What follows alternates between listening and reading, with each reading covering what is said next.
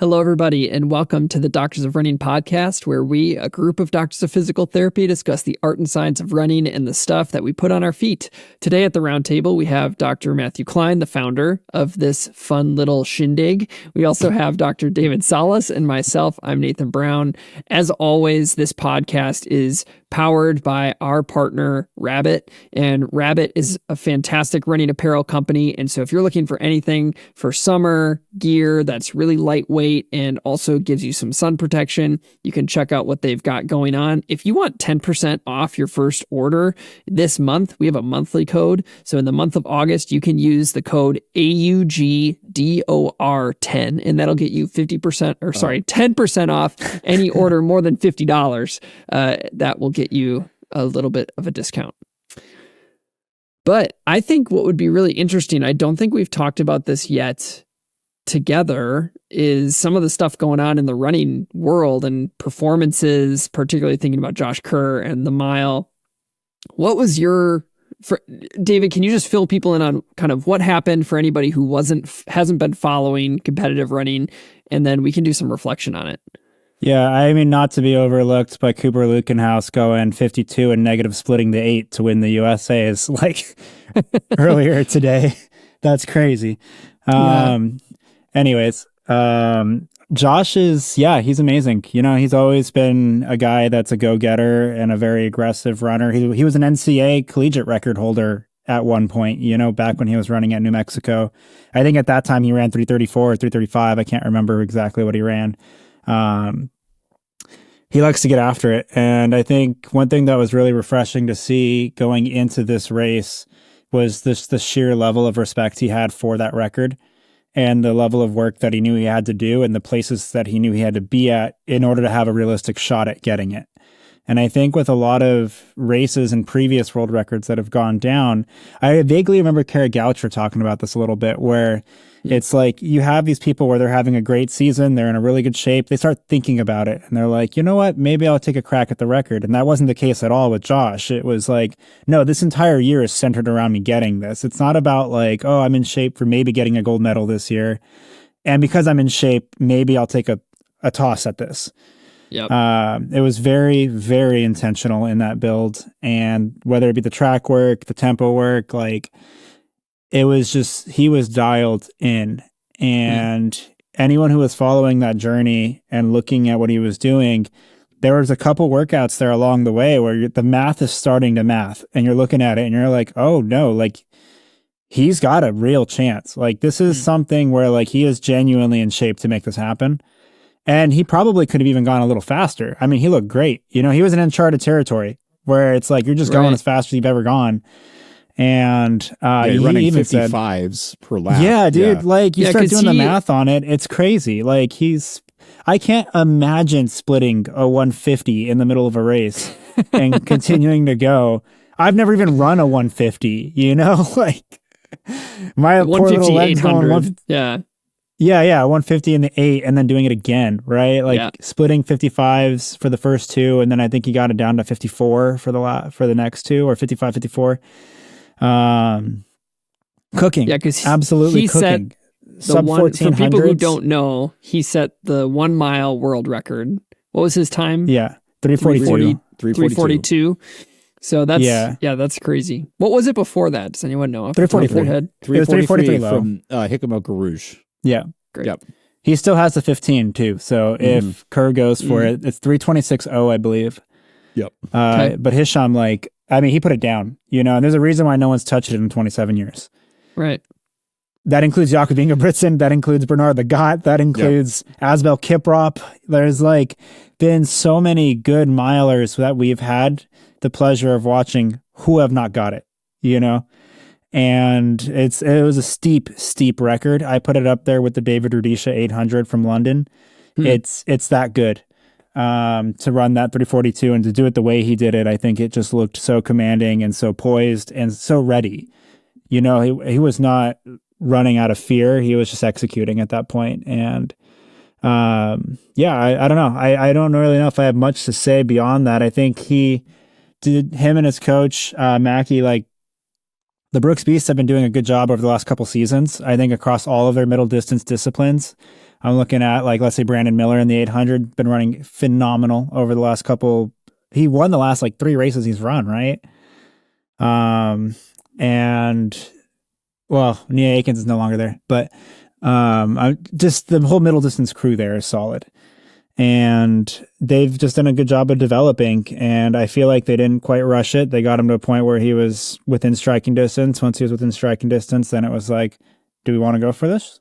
Yeah, let's do it. And then just dedicate the entire year, right? Mm. I mean, because like he's peaking for that race. He's not peaking for world championships, right? Like it was meant to happen there and then. And I think that's what's unique about that world record attempt / success. It wasn't just like, let's go for it on this day and after a gold medal or something. Because you do see that sometimes too, where they keep racing after they get a medal, then they go for it. So peaking well before the medal opportunity and going for it at London, at home. You know, he's from the UK. So, although I don't think he's from England, though. I think he's Scottish, right? Someone can correct me on that if I'm wrong. I don't actually know. But UK, doing it on the UK ground was pretty special, and the stadium was super into it. That's the loudest I think I've ever heard a track stadium.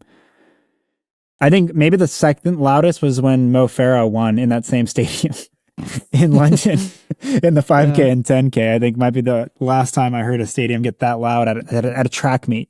Right. So, yeah, very cool. Huge record and just massive effort. I think anyone who ran the 1500 in the mile knows how special that record is. And I remember like even Kyle Merber was like getting emotional, on the podcast with the Sidious Mag team. Mm-hmm. Also former NCAA record holder. And it's just like seeing that record go down is really the change, like a generational effort. So it's cool. I think it's great. Did I answer the question? I feel like I just went on like a long rant, not even a rant, just appreciation, I guess, for Josh Kerr. I love it.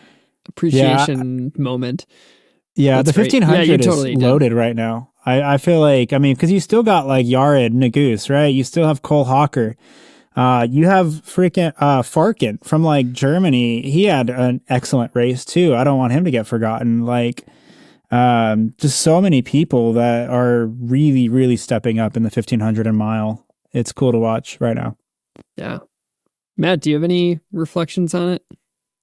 Yeah, I think the two things are shoes and training that haven't been mentioned. And a big shout out. The reason I know this is because he posted about it on LinkedIn, but Brian Conrad and the whole Brooks team, good job, along with Josh Kerr, obviously good job. Very unique shoe design.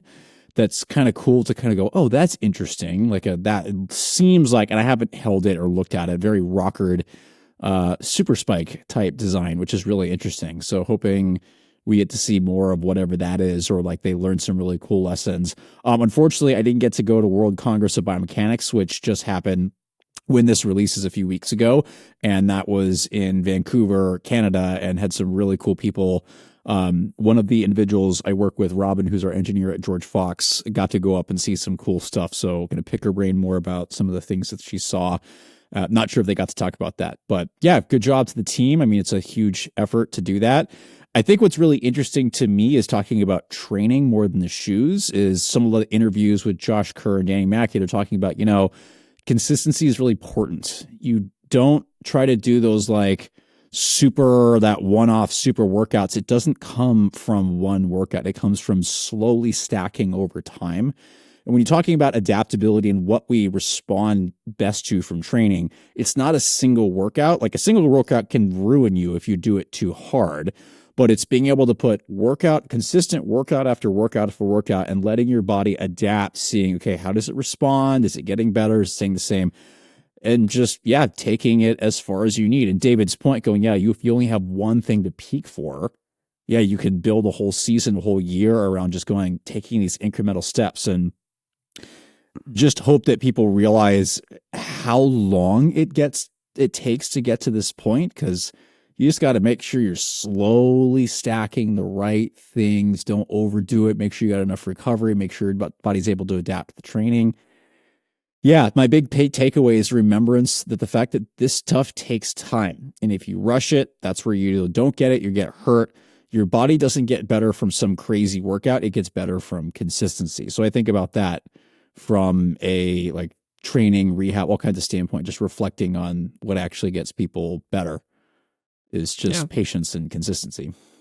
I will say too, also variety of and intensity of stimuli, because he raced pretty much exclusively 800s going into that race. Which makes sense. Yeah, right? Get that top end speed, make that 55 feel as easy as possible. I mean, he PB'd in the 8 that season, as well. And he's not traditionally a strong 800 runner. I think he got down to 145, which is very respectable, but it's not going to get you a podium at Worlds, So it's like you got to get down to that pace and really have a feel for it. And then once you have a feel for it, slow it down just a little bit and lock in for 4 laps, and that's what he did. Nathan, what'd you learn? What are your thoughts? Honestly, not much more than what y'all have shared. I am a person that doesn't follow competitive track and field that closely. So my learning about it is through you all, because we talk all the time in our group chat. So, I learn about when things happen from you all, and then I hear your reflections. So I don't have anything to add. Okay. I just always find it amazing. Yeah. Cool. Yeah, that was definitely one for the record books. No pun intended. That was quite impressive. Literally. Awesome. Yeah. Well, let's start talking about what we have in for testing now. So this is our in for testing segment. We talk about the different, shoes, gear, whatever that we've been using lately, and kind of what we've been thinking. So Matt, do you want to go first? Yeah, I have a variety of things. Most of them I actually already talked about. I'm going to save the exciting one for last that I'm really enjoying that I just held up. Still getting miles on the SC Elite version 6. We'll get that review out hopefully this week, although by the time this comes out, it'll already be out. I really enjoyed this shoe for very different reasons. I'll do a comparison review at some point with version 5, but it's very different. I've liked this a lot more for shorter distance stuff. For long distance stuff, just found it a little bit too narrow in the heel and midfoot and a little bit too squirrely for me, but picking up the pace, 5K type effort has been really, really nice. So very different shoe than it was in the past. I have like 70, 80 miles on the Clifton Pro and wasn't that excited about this shoe when we started putting miles on it. But, Nathan, I think we got to get this review out and I can join you if you want. Yeah. But I really, this is my left shoe, nowhere. It's doing great. That is like almost unheard of. No offense for a Hoka shoe, because Hokas typically, in my experience, don't have great outsole or midsole durability, and this is holding up super well. I do think it is aptly named. It is a faster, snappier version than the Clifton, so it makes sense. Do you think it aligns with other models from different companies that say Pro? No, I don't think so. It should be the Clifton Semi-Pro is probably what it should mean. There we go. But no, it should just be called the Clifton, and then they get rid of the actual Clifton. Maybe, yeah. I mean, the only challenge is that I do not enjoy this shoe as much for walking. And so Clifton definitely is that. And again, we've talked about this before. There's a lot of classic running shoes that really more people buy for walking than running, especially in the US. And the inline Clifton is definitely that more versatile run shoe. This is just that little more up tempo. It's been very nice, especially for long runs. I'm going to gush about this shoe again, even though it's low enough drop that it is annoying my Achilles a little bit. But the Spectre Elite from Topo is one of my top super shoes this year. It's the ATPU foam is really fun, great long distance shoe. I did this 10-mile progression run this morning, dipping down to 6-minute pace by the end. It's really good. Again, my top distance racer, and the outsole is still there, which is great. You haven't destroyed an outsole in quite a while. Yeah, I don't know what's happening.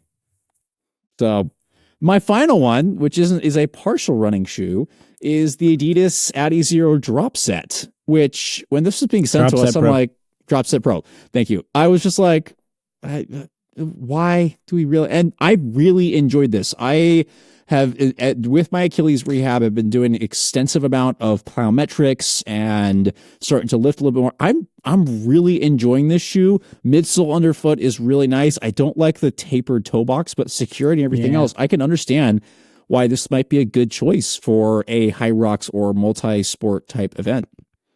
I think that was going to be one of the things that I think is important is like they didn't create this as a running shoe. What did they create this shoe for? What was the purpose in the design? They're still running though. I mean, they got 10K of running in a High Rocks. Yes, they're still running, but it's not just pure running. Yeah. It's not. It's not It's got to be able to run, but it's got to be able to do functional training. Right. Activities. It's not a great running shoe. It is a running shoe. It can run. So there's enough of a bevel there. It's a little bit flatter. It kind of feels like a little bit more of a lifting shoe. I will also say that trying to lift, it's not the greatest lifting shoe out there, but it seems to hybrid this stuff, which again is enough that it's like, oh, this works. And it balances a lot of those things fairly nicely. The wide platform's great. A lot of times I really suggest that people do not lift in running shoes. Running shoes are really not designed for a lot of the forces associated with lifting. They're not as designed for things with lateral movement. I've done some lateral hopping in this shoe as part of my plyometric, and it's great. So if you want that kind of all-arounder, I think this is such a better option than a lot of what we've had, where a lot of people were doing these kind of events either in pure running shoes or pure lifting shoes, and neither one of those you shouldn't be running in a lifting shoe. They're not designed for that. You shouldn't be lifting in a running shoe. It's not for that. This blends it really well. And there's been multi-sport athletes for a while now. So yeah, it's good. Just the toe box doesn't need to be so narrow.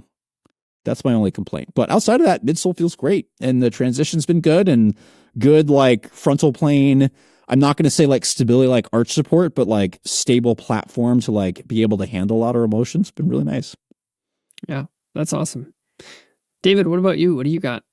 Yeah, so I'll continue with the Drop Set Pro Trainer. Definitely feels like a training shoe, like in terms of like the category training shoe. I know we say trainer all the time for running, but like most people, when they think of a training shoe, they think of something like this, or like a Reebok Nano, or like the Nike Metcon, like it kind of in that category of shoes.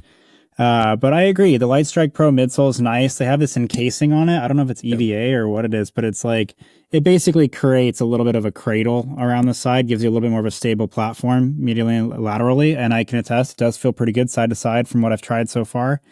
I haven't run in it yet. I still need to run in it, but I have done a couple other things. I agree with you on the forefoot taper. It's a little bit tight up front, where I'm like, especially for a lifting shoe, people really like wide toe boxes and having good volume there. So it's a little bit uncharacteristic there. But the bevel's not too bad, you know, especially when you need a flatter geometry. Like, it's like just enough to do okay with running. And they got some energy rods in there too, just to make it a little bit of a stiffer platform. But I won't go on more about that one. We already covered that. I'll briefly go over the SC Elite version 6, because you went in over that too. We've actually had different experiences. For me, this is something where I'm like, I could wear this for 26, like pretty easily, I think. Maybe the most easily out of any of the super shoes so far this year. It feels great at easy and rhythmic paces for me. Like, it feels like a marathon shoe.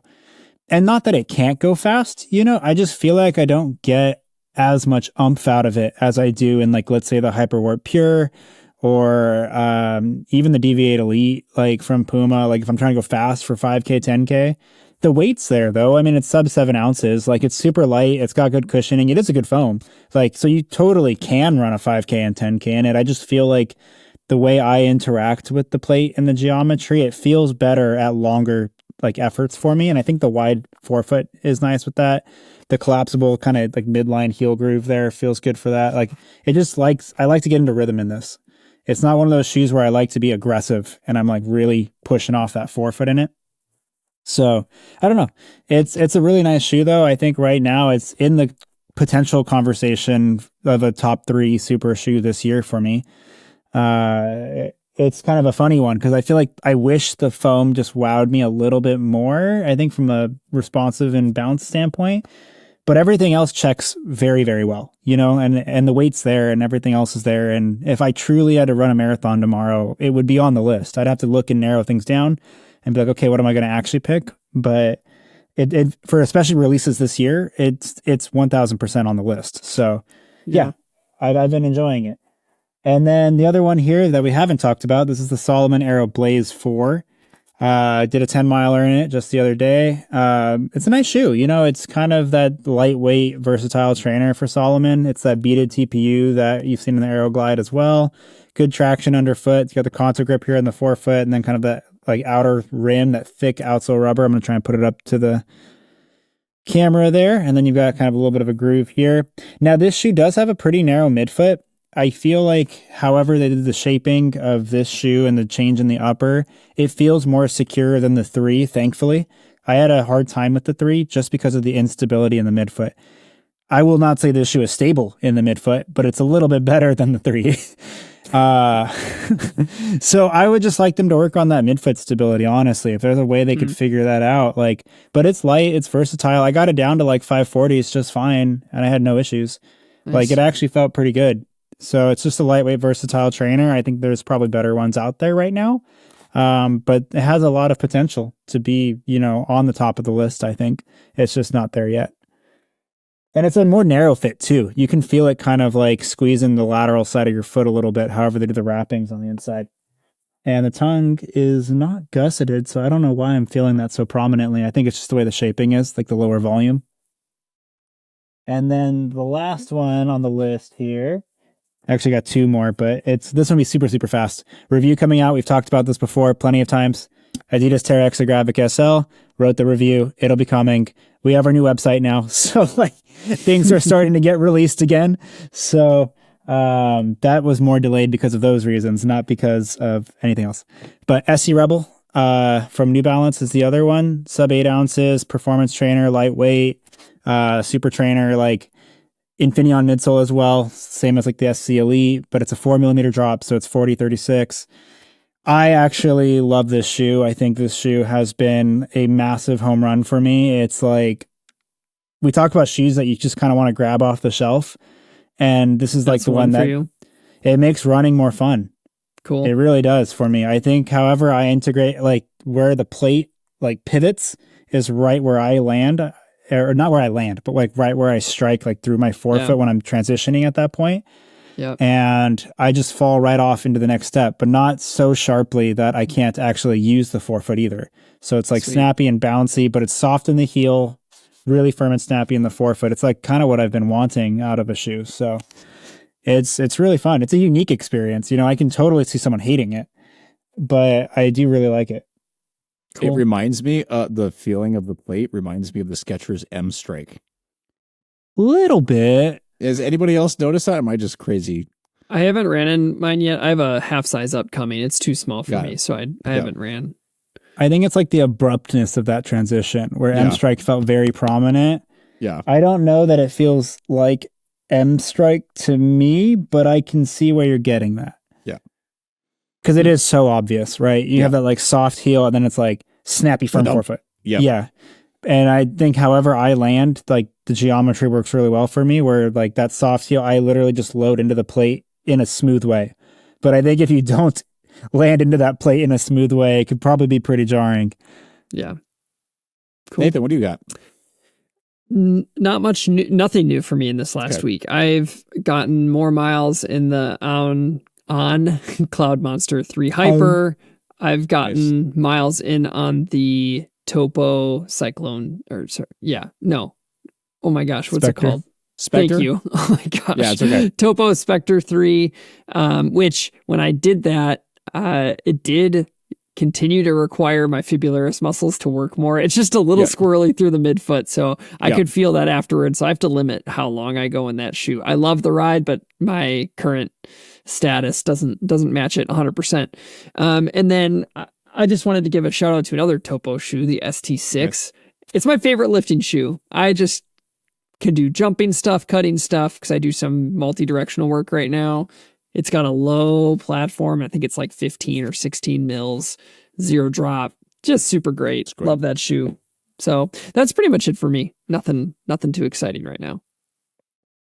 Great. So as always, our Info Testing segment is fueled by Skratch Labs. If you want to check out any of their stuff for in-run, pre-run, post-run, fuel, nutrition, etc., you can go to skratchlabs.com. You can use the code Doctors of Running for 20% off your first order.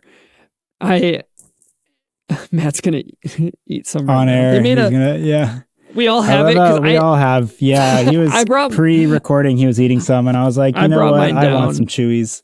Sorry about that, everybody. But they made a big bag of their energy chews. So I actually use them more pre-run, like as like a snack a bit before, just to get something in my belly because I run so early. So that's been nice. Yeah, it's nice to not to have the big bag and not have to open one of the smaller ones and be like, am I going to eat all of these? Like, how much do I want? To be able to like adjust that is really, really, really nice. So love the bag. All right, so the main segment for today, we are going to be revisiting a topic that continues to be one that people talk about with their friends. They talk about it a lot with their PTs. As a PT, people ask these questions all the time. I think that social media loves to continue to push certain messaging about this topic. And we've talked about it in the past, but it's been years since we've visited this. And so we're going to be talking all about footstrike. The goal of today is to talk about what footstrike is first, very quick flyover. Then we're going to talk about common myths related to it, and then start to think about what sort of features of shoes might be something that you could think about. The first part is going to be pretty cut and dry. We know what footstrike is. We have some running myths that are related to some literature and experiential and things like that. The last part, when it comes to shoes, there's a bit less of the literature, a little bit more about applied biomechanics and some things. So it's not a perfect one for one. A bit less, a lot less, a lot less, maybe none. It's going to be a neat conversation from that aspect. Yep. So before we start talking about running myths, let's get some nomenclature down and talk about what footstrike is. So when we talk about footstrike, we're referring to that moment when you are coming out of flight phase and your foot first contacts the ground. Typically, there are 3 different places that your foot can touch the ground first. Sometimes they delineate it into 4. So I'm going to talk about all 4, and then we'll be able to jump into some common myths about footstrike. So when you think about footstrike, you can either land near the ball of your foot, which is considered a forefoot strike. You can land with kind of equal distribution between the ball of your foot and your heel. They would call that a midfoot strike. You're landing in the middle. Then you can land more on the heel of your foot. They call that a rear foot strike. And then if you land very far onto your heel, they call that a heel strike. So some researchers delineate between rear foot strike and heel strike, and we can talk about that a little bit later. But those are the 4 categories. The 3 most common are going to be rear foot strike, midfoot strike, forefoot strike. In the more hardcore biomechanics literature, they usually delineate it between 2, and there was a lot of arguments about this, going you're either a heel striker or a forefoot striker, and there aren't any variations. So be aware that you will see variation in the literature, you'll see variation online, how people talk about this. So it just really depends on who you are talking to. I don't think either one is wrong, just people have different opinions. So if you see something different, it's not like people have jumped ahead with a lot of opinions and not really done some of that foundation of work of like, how do we categorize? And so people just jump ahead with things. So you may also see 2. Yeah. And then they might even say you're either a heel striker or a rear foot striker or a non-rear foot striker. Is so the other, yeah. Yeah, it's like you're this or you're not that. You guys added an extra letter to the abbreviation instead of they usually say RFS or FFS, and now they went RFS or NRFS. Why? Were you just looking for a different word? Why? And we might get there, but I think that part of that is they're looking at what are the biomechanical implications between a rear foot strike and a non-rear foot strike, and then they basically found like mid and forefoot have some more similarities than differences, and so creating 3 categories doesn't necessarily matter if the landing mechanics don't change the demands on the body. But we might get there in a little bit more detail. We might not. Find out. Where we wanted to start, though, are some common myths about footstrike. So I have 6 or 7 of them here, and I'm going to give the myth, and then y'all can kind of dig into that myth a little bit more and maybe why it exists and why it's a myth. And the goal of this, by the way, isn't to like poo-poo on anyone. We are presenting you with current best evidence. Like this stuff is done in the last few years, so it's not super old literature. It's very up-to-date, new, systematic review, meta-analysis, taking all the stuff together. And to be fully honest with you, a lot of research papers I've seen recently, and even a few that I have been a editor on, or not editor, but a reviewer for, in today's world will still get this stuff wrong. And they're like, oh, well, and like, you have no evidence to support that. The current literature says this. So no judgment. We're just presenting to you what the best evidence is now. And it's not low. It's pretty good level. So these first two myths are two sides of the same coin. So I'm going to put them together and then we can talk about it. The first myth is that heel striking is bad. And the second myth is that forefoot striking prevents injuries. So why are those myths? Why are those perpetuating? And how do we know that they're actually myths? Matt, do you want to start us on this one? Yeah, so a lot of this has been perpetuated by quote unquote form experts, or a lot of the individuals in the barefoot natural running thing, which the idea that some of this they pulled from various amount of areas, but Daniel Lieberman and some studies like, oh, we have this one small observational study going to Kenya and seeing that a bunch of people forefoot strike, and that must be more natural. But they failed to also note that there was variety among the landing mechanics in a variety of places. But a lot of them were like, oh, it's more natural to land on your forefoot because that better utilizes the Achilles tendon and the gastrocsoleus complex. You're going to be more elastic. And if you're heel striking, when you land on your heel, biomechanically there. So when you land, if you look at ground reaction forces, which is the impacts, like it's when you run through a plate, for example, that picks this forces up, the ground reaction force is the opposite reaction. You have to have an equal and opposite reaction for every force that's applied. When you hit the ground reaction force is the opposite force that goes back into your body. And when you look at this on a graph, when you land, you have this kind of curve where, it picks up really quick, you kind of peak, and then as you go to push off, kind of decreases in a way. Okay.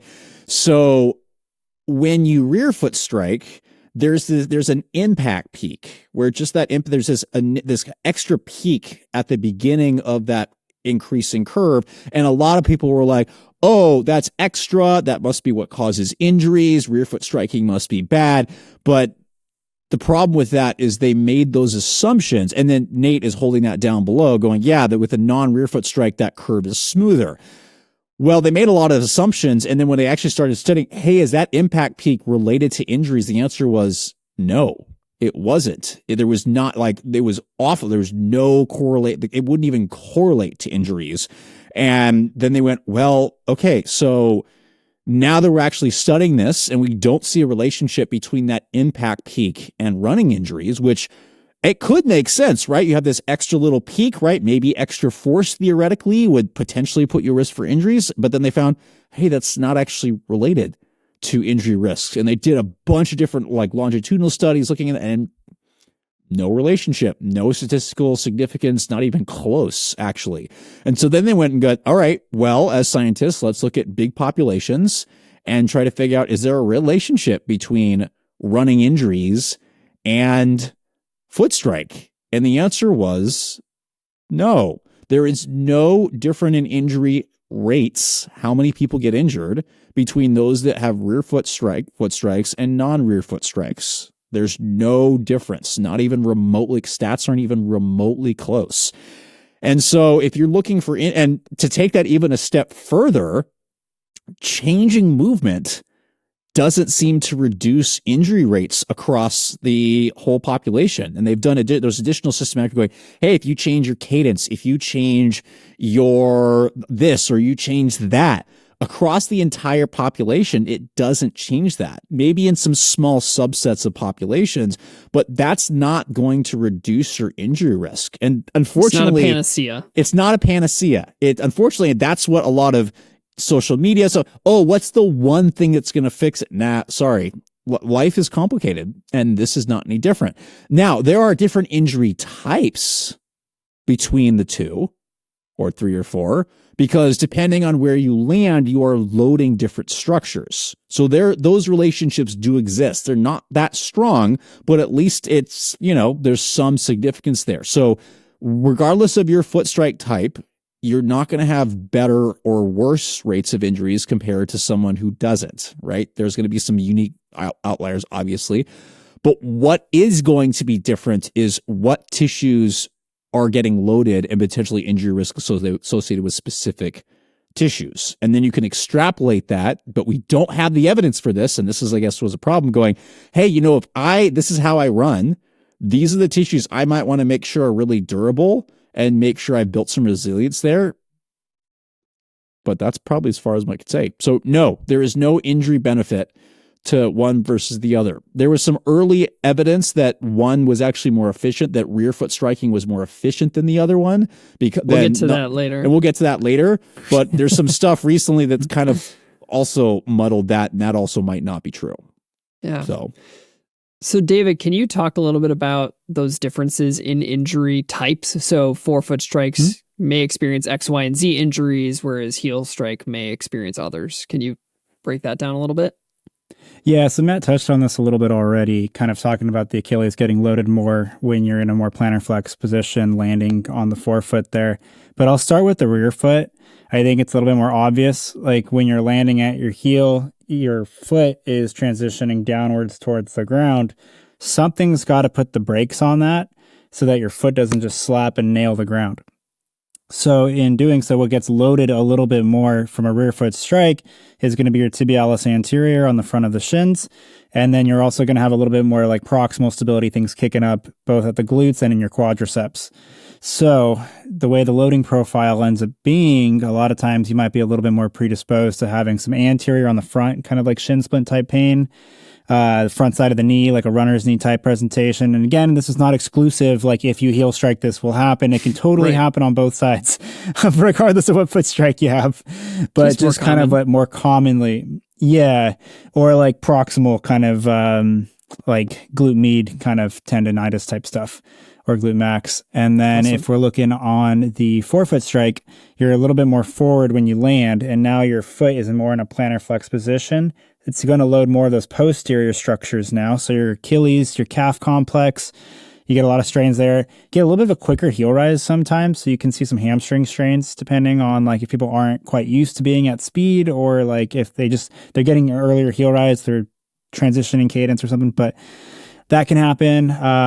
But that's probably what I would see the most on the forefoot would be like that gastroc-soleus complex and proximal hamstring probably. Yeah. The other areas I might add just from a normal impact factor is you are probably going to see more like when from a bone stress injury in the foot, you're probably going to see more calcaneal stuff in a heel striker because forefoot strikers don't load that as much, just as you may see some more forefoot kind of bone stress stuff, sesamoid stuff, which are the small bones under the big toe, or metatarsal type injuries and bone stress injuries with those who land a little bit farther forward. But they can happen. I have seen the opposite. I'm like, how do you get this? Runners get hurt. That's essentially.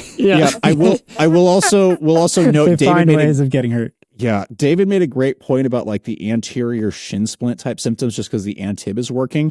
Forefoot strikers can also get this because their shin splints is a catch-all term. You can get shin splint type symptoms from anterior or posterior structures because we actually know that ground reaction for like the impact into the bone that you get when you land is nowhere near as high as the impact forces from your muscles contracting on the bone. So one of the other contributors can be soleus post-tib, which attack directly on the back of that tibia. We found, hey, actually forefoot strikers can also get that as well. We just notice more of that shin splinty type symptoms that we generally associate with. Like I do that with ant-tib, but we have to realize both groups have things that can predispose to those symptoms, but absolutely. And totally off far, topic. Are you team tib ant or ant tib? Tib ant is what I say. I'm tib ant. What did I say? You said ant tib.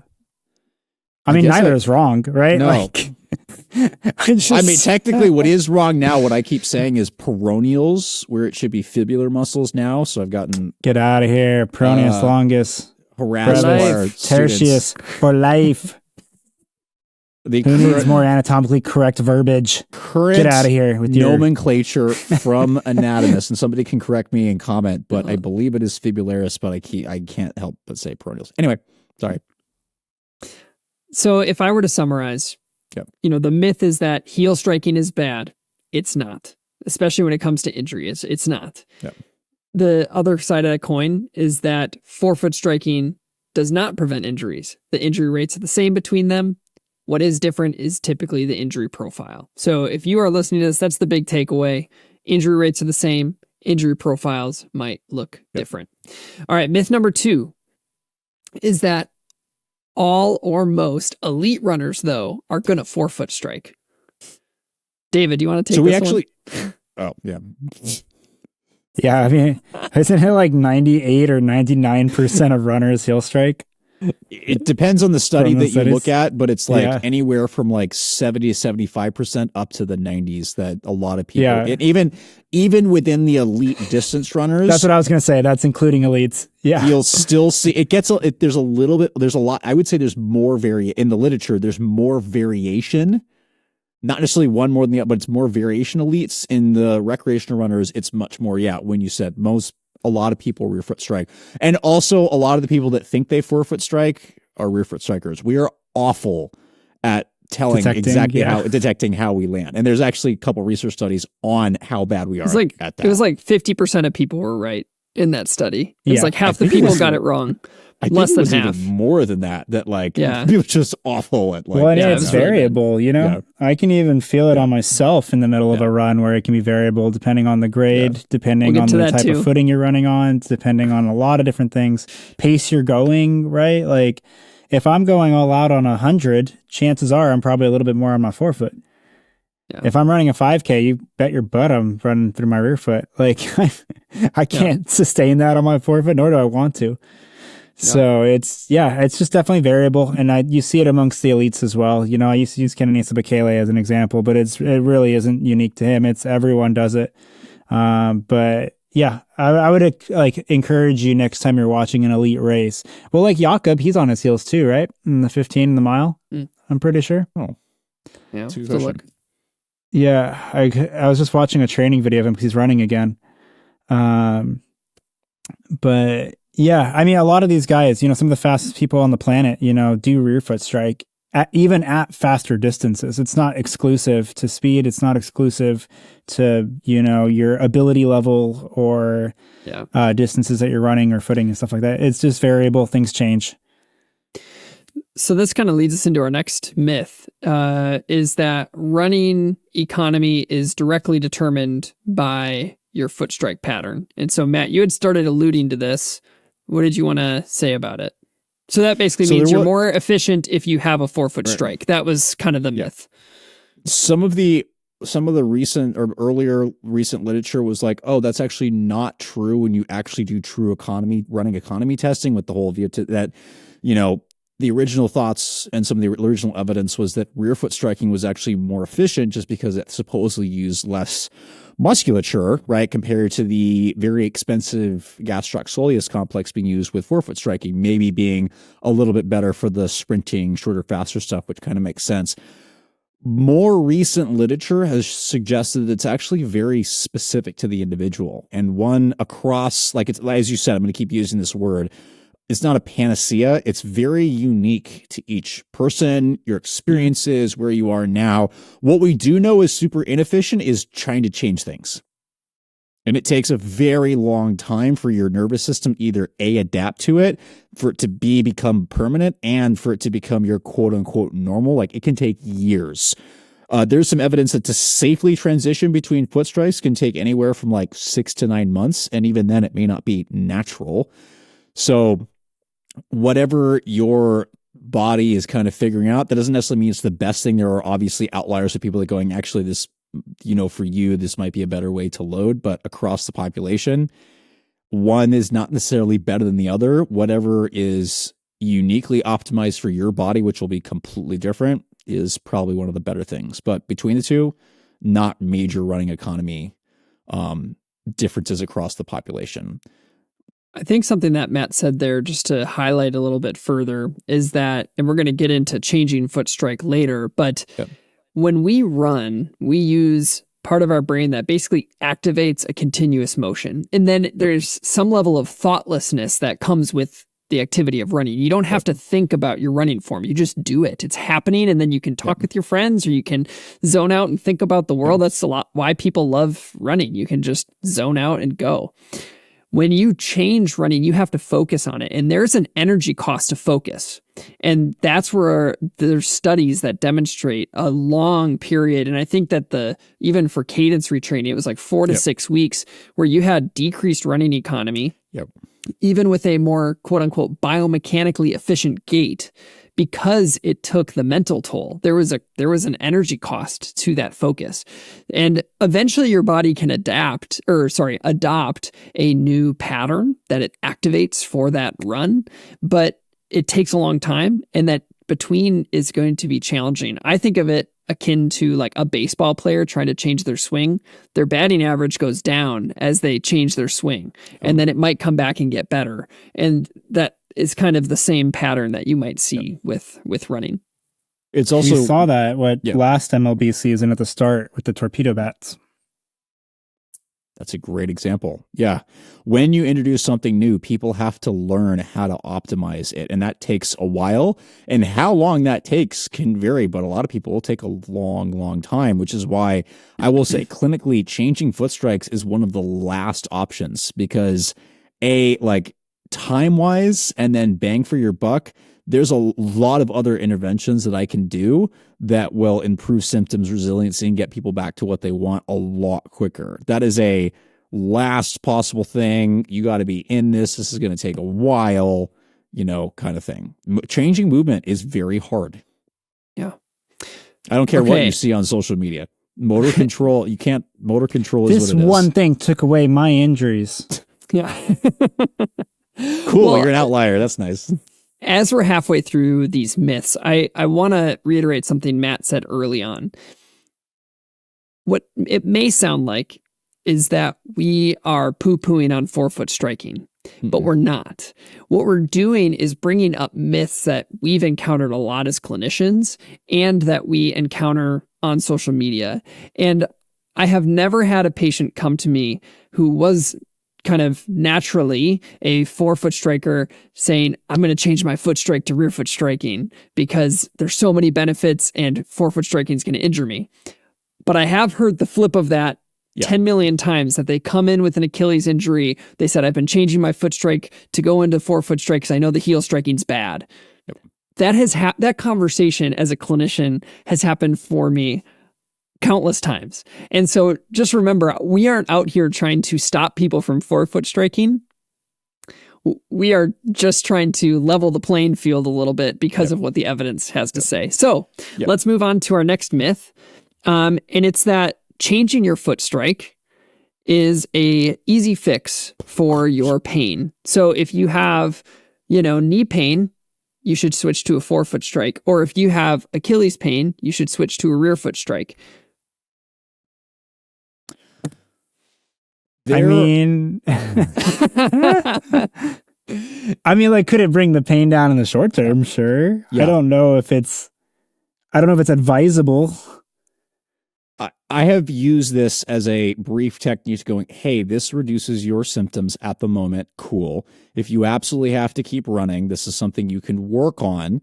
How much you're actually doing is going to be variable, but you're basically changing loads. However, that's not going to fix the problem. If you're coming in with an injury, you need to get that injury to heal and you need to rehab it properly. I can't promise you if you change your foot strike the pain goes away that you've actually restored completely the function in that area. If you've restored the ability of that area to handle load, to appropriately generate force in the area, to generate power. I can't promise you it's like David said, I think you put that hit the nail on the head. It can be a great way to modulate symptoms, but it is not going to fix the problem because a lot of running injuries are a load management problem. You're not recovering enough. You're overtraining. Sometimes crap just happens. And so consuming enough gummies. Yeah. I'm not consuming enough Skratch gummies.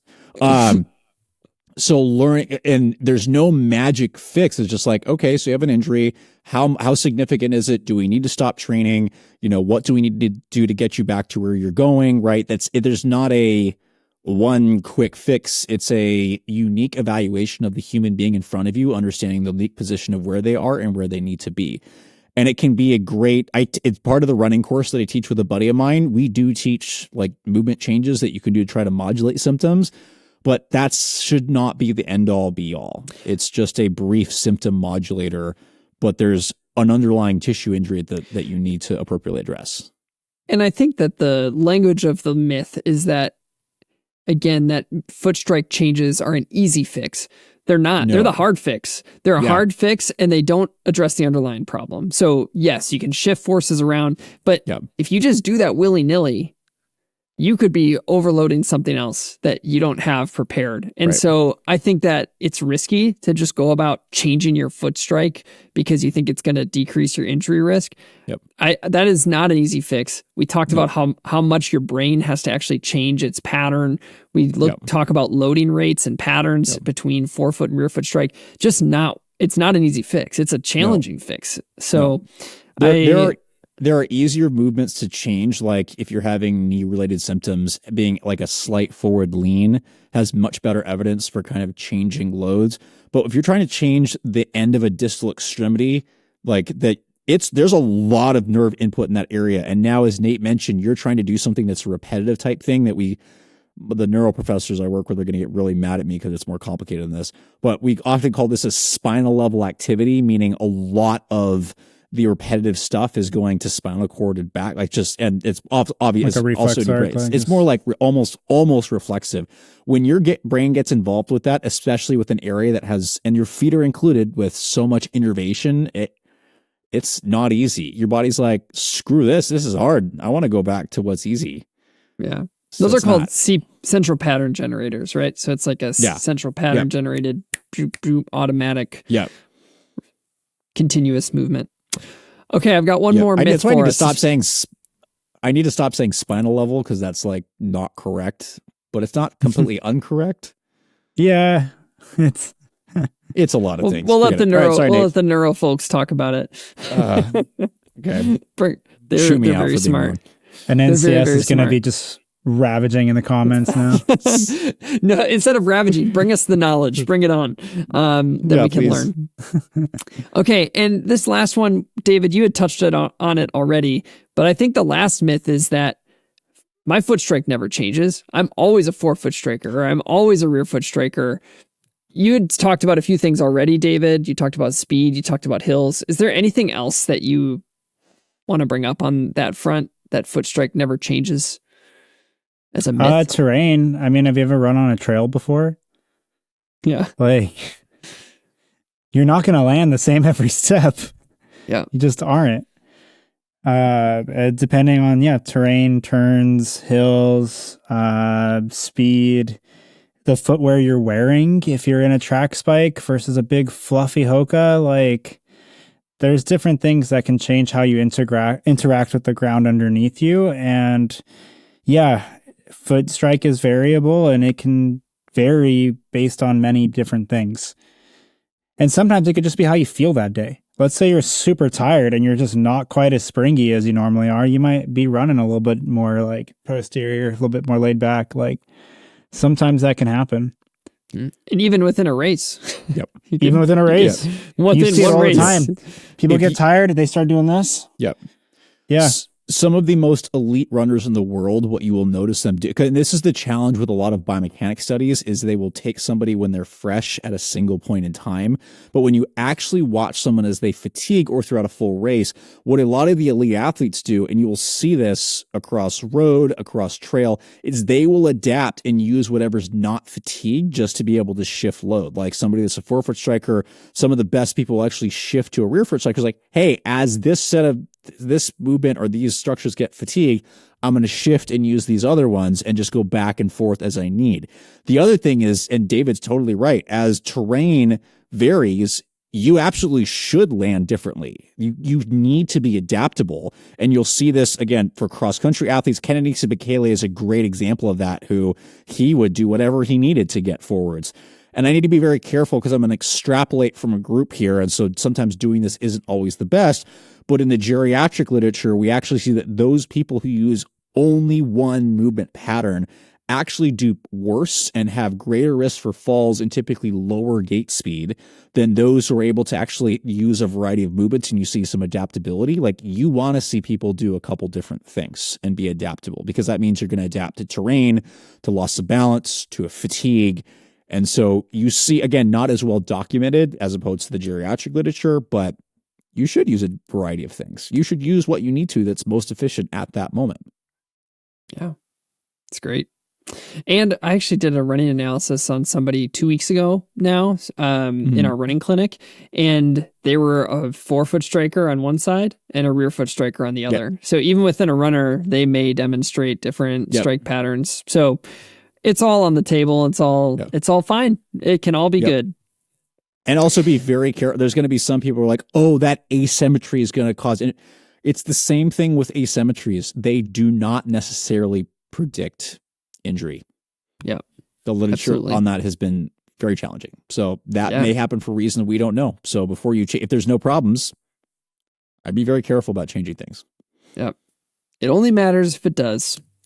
Yep. All right, so let's move on to this next part for our last segment here. We want to talk now not just about these foot strike myths, but now you may know that you are a rear foot striker, or you are a forefoot or midfoot striker, and you're thinking about footwear selection. I think one of my top pieces of advice is like, find other people who are testing a bunch of shoes who match your foot strike. So on our team, we have Andrea, who's a forefoot, like mid to forefoot striker. Yep. People who are also doing that, listen to her experience with different shoes that she's putting on. I would just deviate you that way. I know like Kofuzi is also a forefoot striker. He'd be another person that you could go see. What is his experience running in this shoe? But what we want to do first is talk about features of shoes and maybe shoe examples. For if you're a forefoot striker, these things may be of benefit to match what the demands are of running. Rear foot, the same thing, and maybe some examples of shoes. What do y'all got for that? Yeah, I mean, well, so we all have our own like preferred movement pathway that we go through. And I think that's important to bring up because that changes the individual characteristics you may be looking for in a given shoe. And I know specifically with Klein, like you tend to like shoes that have a little bit of bias that kind of roll you inwards, right? Yep. Yeah. And so like I actually have an Adios Pro 4 here just to show like a cutout medially kind of bias you that way a little bit. There's different things you can find in your own personal mechanics that for medial and lateral movement that reflect some of those things. I know with Andrea, she tends to be a little bit more in that supinated position. She likes a lot of lateral sole flare. I'm super sensitive to that. So there's a perfect example where like if it goes too far lateral for me, it's not working, but she might love it. Right. And that's regardless of heel or forefoot strike. So I think just kind of finding your own unique pattern first and kind of getting an idea for what you like and finding a reviewer that matches kind of your strike pattern a little bit, or at least preferences, can be huge. But when we're talking about the rear foot, specifically, like most people are going to land on the lateral side of that heel. And so I actually grabbed the On Cloud Runner because they have a posterior lateral bevel. I think that's a pretty solid example where it's rounded a little bit more on that lateral side. It comes up just a little bit higher. It creates a bias that eases that transition when you land on that lateral calcaneus and you're now moving into pronation. It makes it less jarring. So if there's like a big heel flare on there, you're going to land prematurely. It's going to feel a little clunky, might be a little slappy. The idea is to make that smoother. And so that's when they create an asymmetry on purpose, right, in the shoe to just ease that transition. That's one of the bigger ones to look for.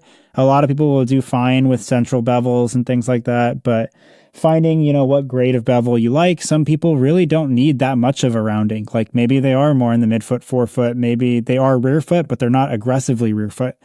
And I think of shoes like, let's say, the Magnafly, where it's like got a little bit of rounding, but it's not super aggressive. Same thing in the forefoot. When we're looking at the forefoot, you know, I think finding that one's a little bit more trickier because I think there is that natural rounding of where you push off. And we talked about this with the SC Rebel a little bit earlier, where I think it really aligns with my mechanics where my met heads just like land on it perfectly and I just transition right off the front. Where someone else, if it doesn't line up with their mechanics, it's going to feel awful.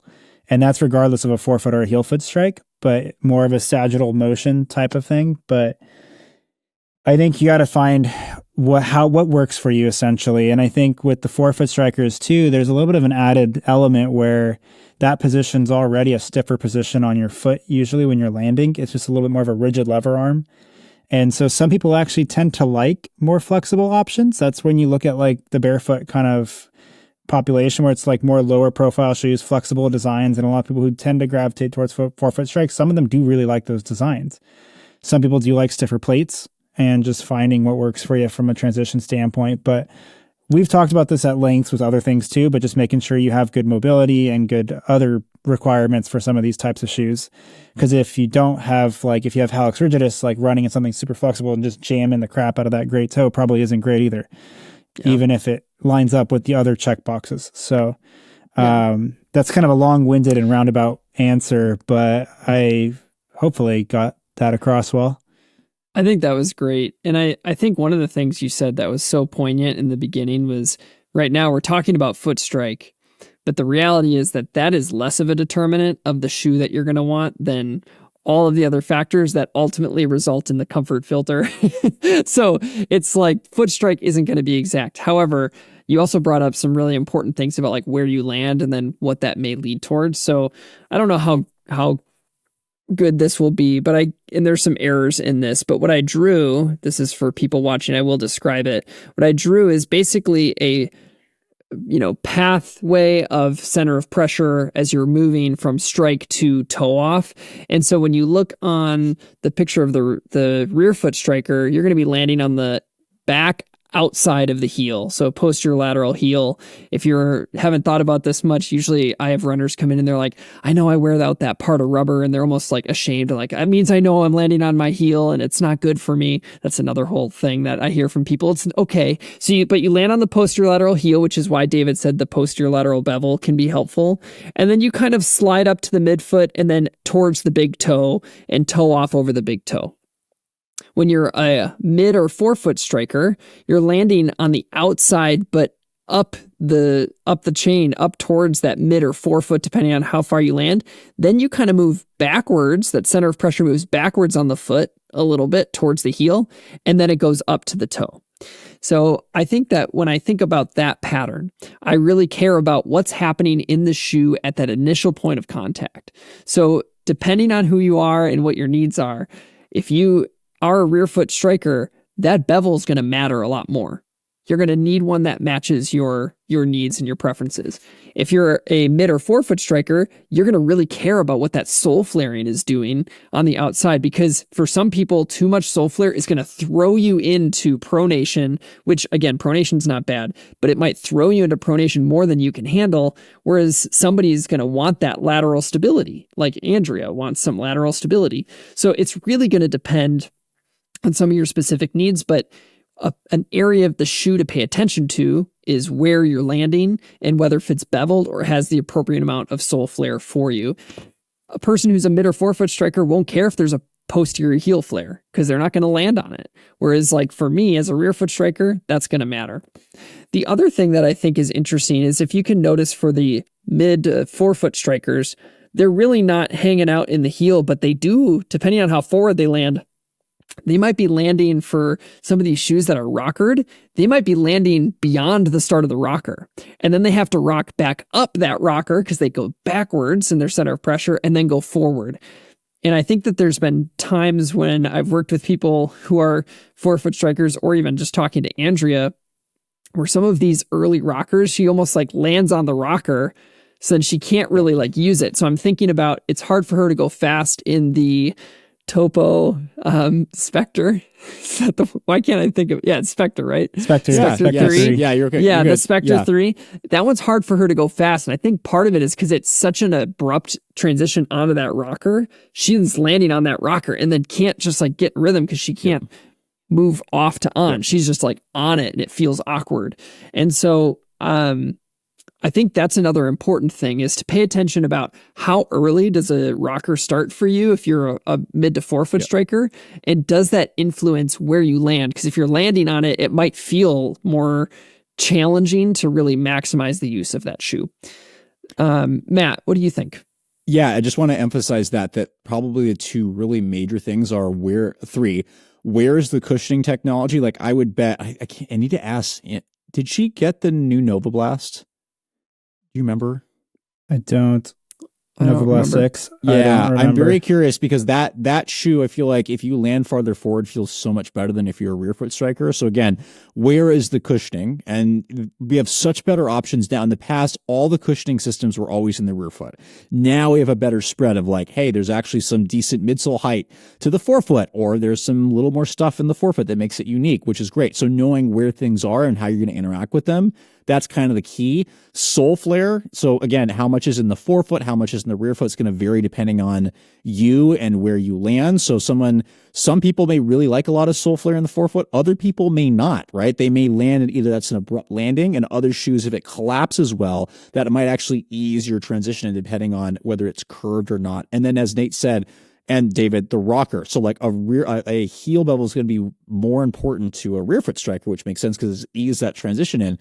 In the same way, how the rocker is done for a forefoot striker is important because, and Nate hit this on the head with Andrea, I think, that if that is too large of a rocker, if you land up there, you're landing almost like in the rocker, which is a forefoot strikers, and somebody can correct me if I'm wrong, sometimes that just feels weird. I've had people describe that as like, it feels like there's like extra distance I have to go to like land in the shoe. And then towing off, like you're just kind of in this weird transition of like trying to get through that. There's nothing to rocker with. You're just like on it. You're just like, that's a better way of saying it. And so some forefoot strikers, like especially a little farther up, may do better with a little bit later rocker so they can actually transition through it rather than transitioning in it. So, and of course, there's going to be different variations of that. So knowing the cushioning in the area that you land, knowing how, like, does sole flare affect you, and then how do you interact with that geometry is going to be different for different people. Fantastic. Well, we know that talking about foot strike pattern is one that can be a bit contentious just because of, longly held beliefs about this stuff. And we would love to hear other people's opinions about what they've learned about foot strike. And just because the evidence doesn't say this truth for everybody, it doesn't mean that there's not going to be really amazing stories of someone switching their foot strike and it really changing their experience as a runner. Like those things are going to happen. And so we don't want to devalue or make those invalid either. But if you have things that you want to contribute to the conversation, we invite you to do so. You can comment below. We're all just trying to learn alongside one another in these kinds of spaces. Before we sign off, do either of you have anything else that you want to add about foot strike or shoes that you specifically think are good for a certain foot strike pattern? More along lines of caution of, hey, if you're doing okay, this is not a priority of something that's going to keep you injury free. There's a lot of other things out there. And also be aware when we talk about foot strike, we're only talking about like the foot. You're forgetting about the knee, the hip, and there's a lot of different movements that go into running. It is so much more than how you're landing. And it's how your foot is landing. Yeah, how your foot is landing. How your foot's positioned when you're landing. And I am of a little bit more of the belief that it's very multifactorial, but a lot of how your foot gets set up to land is very much affected by what's happening up higher, not necessarily the other way around.